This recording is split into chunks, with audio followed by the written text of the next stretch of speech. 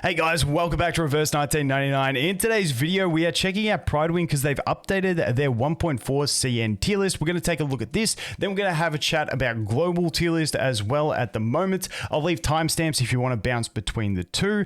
But we are also going to do a giveaway in this video. We just announced another winner in a community post, but this one is going to be another $100 giveaway. So be subscribed, leave a comment. That's how you go into the draw. And I announced the winner in a community post about a week or so away.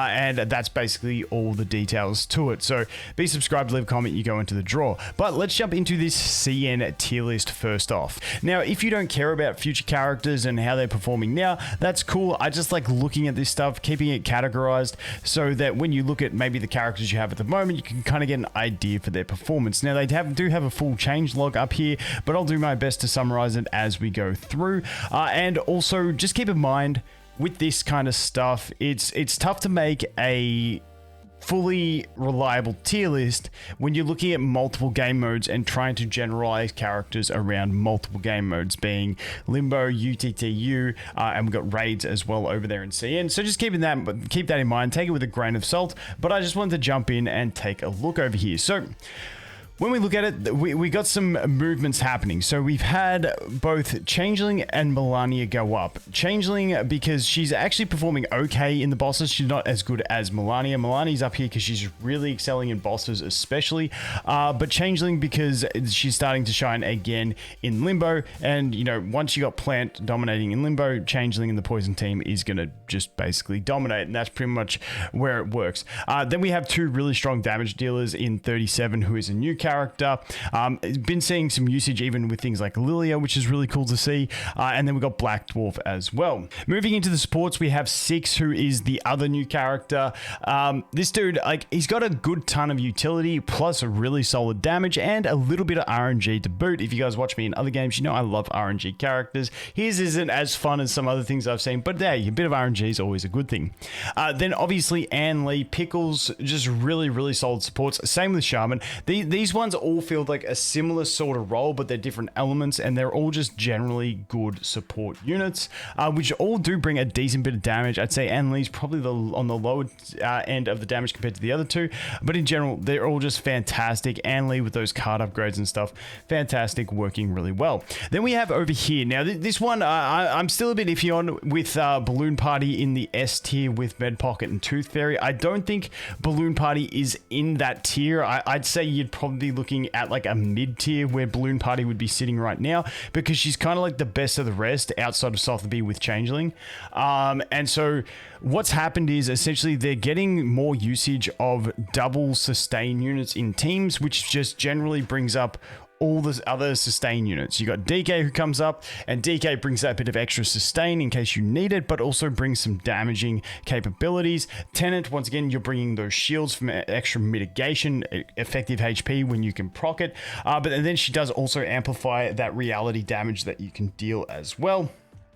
And then obviously Sotheby coming up in line with Changeling coming up as well.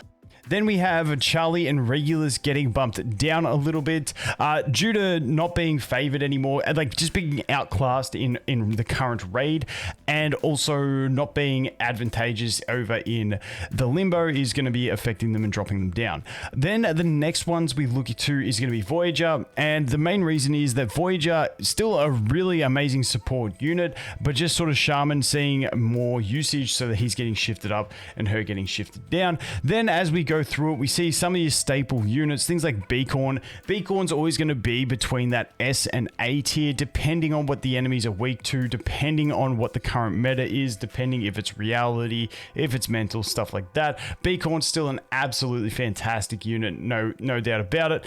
Necrologist, basically like a pseudo Pickles, because she's got the big buff like Pickles, but she doesn't have anywhere near the efficiency with AP to get her Moxie up, but she does have the avoidance of death, death if you do make use of it and you do need to proc it. So she's up there as well. Sonetto obviously being Sonetto. Baby Blue in general, I think Beacorn's are just generally better unit than Baby Blue, but Baby Blue being more relevant at this stage in this update, bringing her into the same tier. But in general, Beacorn is just going to be the superior unit in most situations.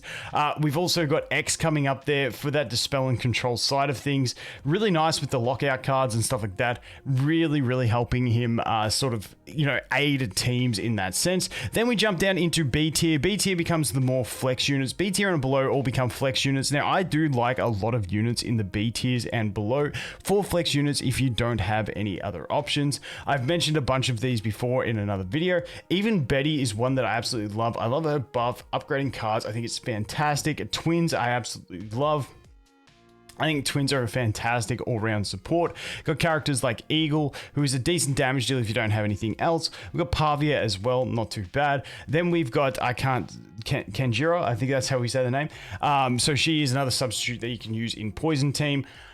But that's pretty much what I wanted to look at. As we go down, little movements down here don't stress me too much, but this is just good insight into where the CN meta is headed. Now I want to jump into the global meta and have a quick chat about this because this is more close to home for a lot of people.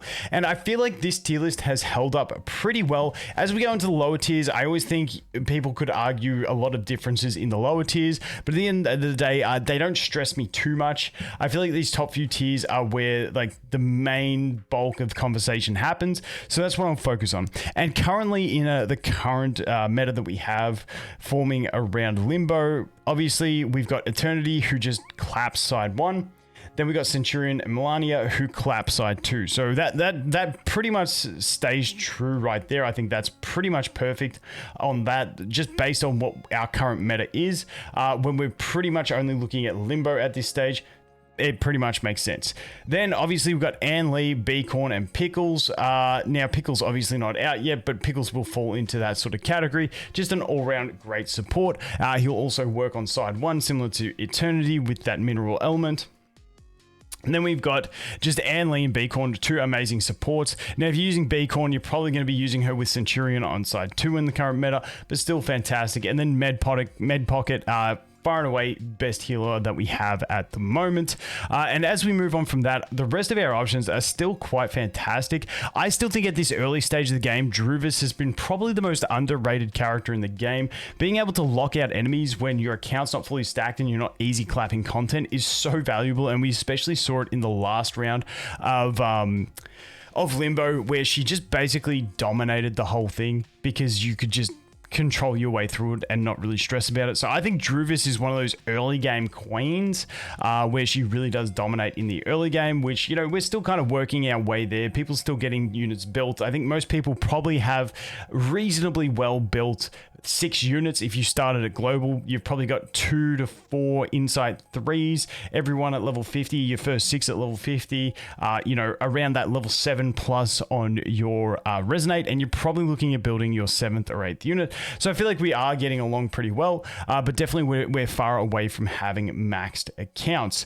Then as we move on, the Voyager being just a tier below these guys, I think it's fair. I definitely think in certain comps, Voyager does get a boost above the others, but in general, you know, she is still a fantastic unit, but not as just generally, yes, I want her in my team as much as I have with these guys. I guess you could make the argument that she's more splashable than Beacorn, with Beacorn being obviously reality only, but in general, still pretty solid. And I just think that the tier list is looking pretty solid on a global aspect from my point of view after grinding the game a lot more. But let me know what you guys think, and let me know what you think about the changes to CN. And I will definitely update you guys as this stuff changes along the way. And obviously we are getting UTTU in a couple days, which will be super fun over here on Global. But anyway, guys, that is going to be it for this one. Thanks for watching. Hope you have an awesome day, and I look forward to seeing the next one. Cheers.